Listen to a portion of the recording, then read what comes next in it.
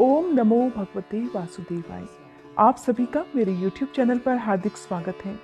आज की वीडियो में मैं आपको सुनाने वाली हूँ मार्गशीर्ष मास के शुक्ल पक्ष की मोक्षदा एकादशी की व्रत कथा।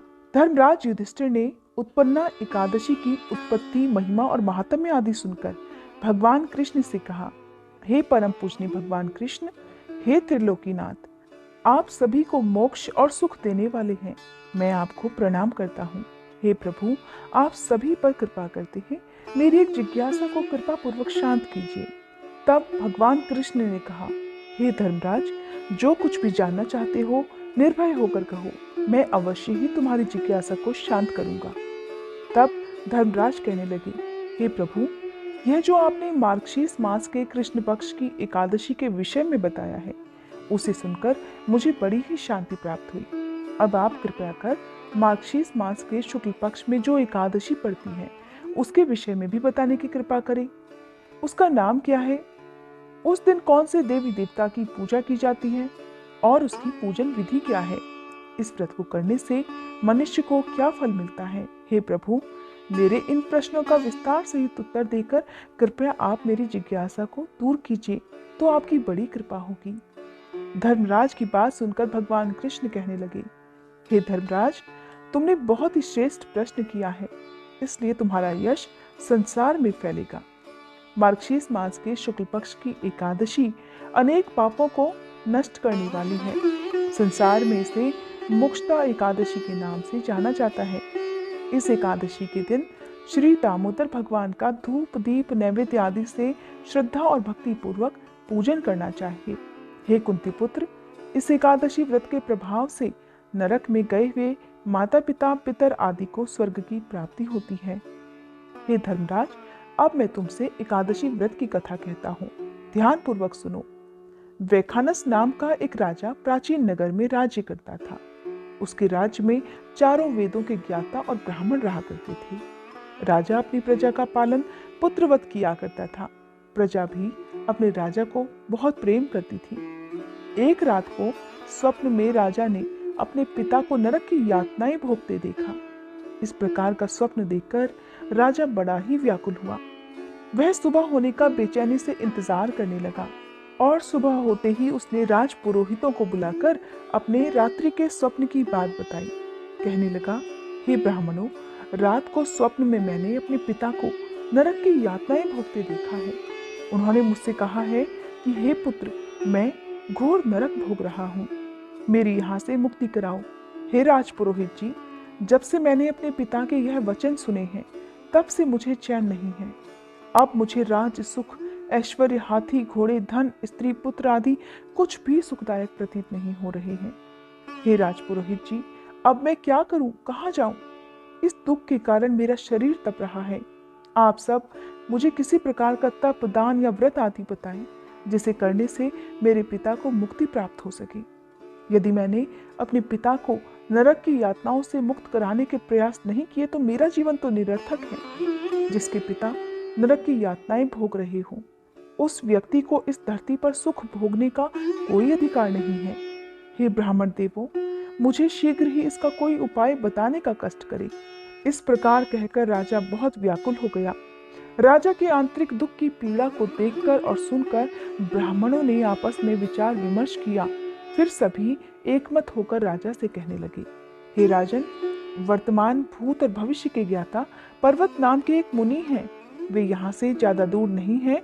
अगर आप अपने मन की व्यथा उनसे जाकर कहेंगे तो वे अवश्य ही इसका कोई सरल उपाय आपको बता सकते हैं।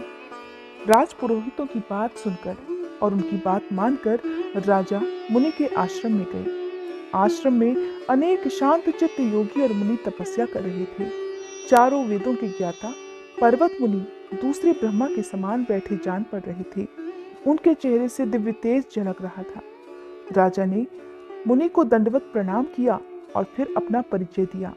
पर्वत मुनि ने राजा से कुशल क्षेम पूछी। तब राजा कहने लगे, हे मुनिवर, आपकी कृपा से मेरे राज्य में सब कुछ कुशल मंगल है, किंतु मेरे सामने अचानक ही एक ऐसी समस्या खड़ी है जिससे मेरा हृदय बड़ा ही अशांत हो रहा है। और तब राजा ने बड़े ही दुखी मन से रात को देखे गए स्वप्न की पूरी बात पर्वत मुनि को बता दी और फिर दुखी स्वर में कहने लगे, हे महर्षि, अब आप कृपया कर मेरा मार्गदर्शन कीजिए कि ऐसे में मुझे क्या उपाय करना चाहिए। कैसे मैं अपने पिता को नरक की यातना से मुक्ति दिला सकता हूँ। हे मुनिवर, जब से रात को मैंने अपने पिता के बारे में ऐसा स्वप्न देखा है, तब से मुझे एक क्षण को भी चैन नहीं है। कृपया कर मुझे इस कष्ट से मुक्ति दिलाइए और कोई समाधान भी बताइए। तब राजा की बात पर्वत मुनि ने बड़ी गंभीरता पूर्वक सुनी। फिर अपनी आंखें बंद कर भूत और भविष्य पर विचार करने लगे। कुछ पलों तक ध्यान और चिंतन करने के बाद उन्होंने कहा, हे राजन, मैंने अपने योग बल के द्वारा तुम्हारे पिता के सभी कुकर्मों का ज्ञान प्राप्त कर लिया है और मैं जान चुका हूँ कि आज वो किस प्रकार और क्यों नरक भोग रहे हैं। दरअसल उन्होंने अपने पूर्व जन्म में अपनी पत्नियों में भेदभाव किया था। अपनी बड़ी रानी के कहने में आकर उन्होंने अपनी दूसरी पत्नी को ऋतुदान मांगने पर नहीं दिया। उसी पाप के कर्म के कारण तुम्हारे पिता नरक में गए हैं। यह जानकर वैखानस राजा ने याचना भरे स्वर में कहा, हे ऋषिवर, मेरे पिता के उद्धार का कोई तो उपाय होगा। कृपया आप मुझे उस उपाय को बताने की कृपा करें कि किस प्रकार मेरे पिता इस पाप से मुक्त हो सकेंगे।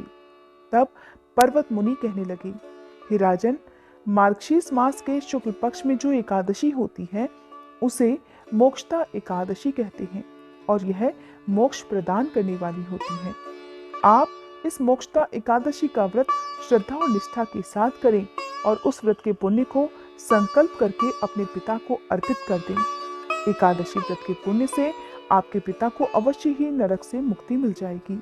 पर्वत मुनि के ऐसे वचनों को सुनकर राजा ने उन्हें धन्यवाद किया। उन्हें प्रणाम कर राजा अपने राज्य को लौट आया और परिवार सहित मोक्षदा एकादशी का विधि पूर्वक व्रत किया।